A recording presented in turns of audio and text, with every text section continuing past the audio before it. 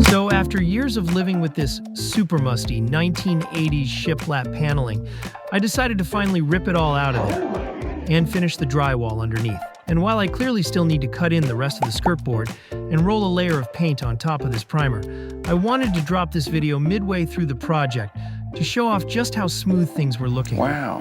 As well as provide you with a review of a couple of the new tools that helped me get this result. So for today's video, I thought I'd not only give you an overview of the basic workflow required for this project, but also show you how each of the new tools worked out, so you too can get a feel for whether or not there's something in which you might find some value. But before we get to the details, if you enjoy these money-saving DIY videos and product reviews, then please take a moment to hit that like button, or even consider subscribing as it really helps out the channel. But not if you have a money allergy. I know there are probably a few people out there allergic to money who absolutely hate this channel. So if your seasonal money allergies are beginning to flare up and you couldn't bear the idea of saving a few dollars, do not, I repeat, do not hit that subscribe. Alright, so as you can probably imagine, there's quite a bit of prep work required for a project like this. Basically, after you're done demoing out the shiplap, and before you can mud the wall, you need to prep all those gnarly paper rips by removing any loose bits of paper,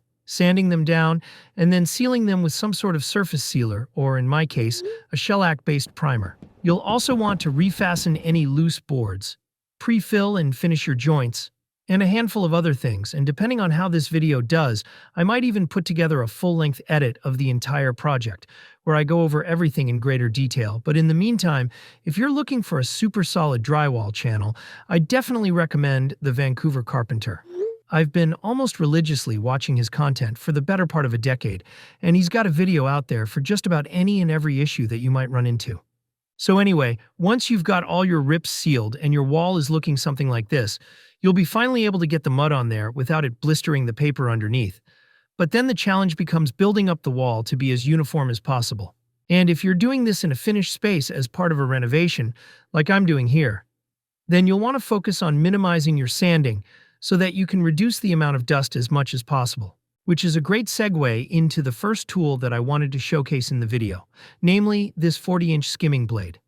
Now, I've feathered out quite a few cracks and patches over the past few years, and mostly with this 8-inch knife here, but even with as good as my knife technique has become, the big advantage that you get with this 40-inch blade is not only the time you save by being able to level a much larger area in a single pass, but also when the mud dries, you're going to end up with a lot fewer lift-off marks, so way less sanding.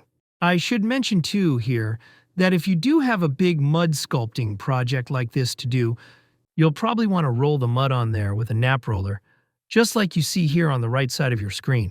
I ended up using this 8-inch knife as rolling it on there can get a bit messy in a finished space, but one of the big advantages of going ahead with the nap roller is not only the speed, in that you can get a lot more mud on the wall faster, but it's also quite a bit easier to really work it in there and get rid of air bubbles. So pretty much the exact opposite of what you see me doing here. For example, you can see this spot here I ended up having to skim a second time as I didn't really work the mud in there very thoroughly, and then ended up with a ton of bubbles that I needed a second pass to fill after sanding. But getting back to the topic of sanding, feast your eyes on the second tool that made this project so much easier, which is this vacuum hose adapter for my orbital sander. So for years now, when doing any kind of drywall finishing or wood sanding, I've just held the end of my central wall vacuum hose onto the back of my sander in order to minimize the dust going into the air. Now the problem with doing this for any sizable area of drywall is that you're going to have some instability with the sander rocking back and forth atop the hose, and in turn can dig some sander-shaped impressions into your wall pretty quickly. But not with this adapter. They've got it machined so solid that this stable connection allows you to reliably hover the sander plumb against the wall, while also creating a way tighter seal, further reducing the amount of dust getting into the air. I found too that it's way quieter as it seals off tons of the vacuum noise that was previously getting through that gap between the hose and the orbital. So it's obviously got some benefits over just holding the hose in there. And by the way, they make these in 3 diameters to fit all different sizes of hoses, as well as for various makes and models of sanders. I actually slipped some weather stripping into their 1 7/8" model to get a real snug fit onto my central vacuum hose, as I believe these are more so intended for standard shop-vac sizes. I've also heard that hooking in a dust separator atop a bucket downstream on your shop-vac line is a great way to prolong the life of both your filters and motor.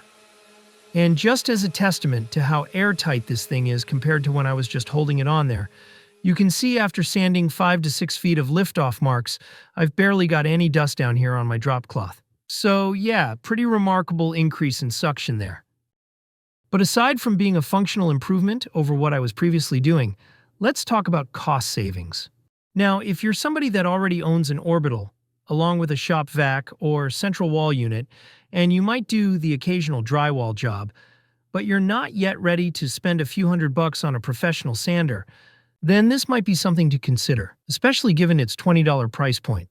But if you're already doing a large job like this once a year or so, then I'd say $200 on a pro-level sander is definitely worth it, as not only do you get an extension pole, so you can get your head further from the dust, but most all of these now come with surface lights, along with the ability to step down your motor speed for more delicate stuff.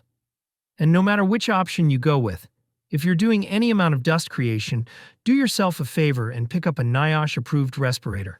These make it easy to get a great seal across the bridge of your nose, which actually can be a big deal. Like, for example, if you're getting up close and personal, working a sanding sponge into an inside corner.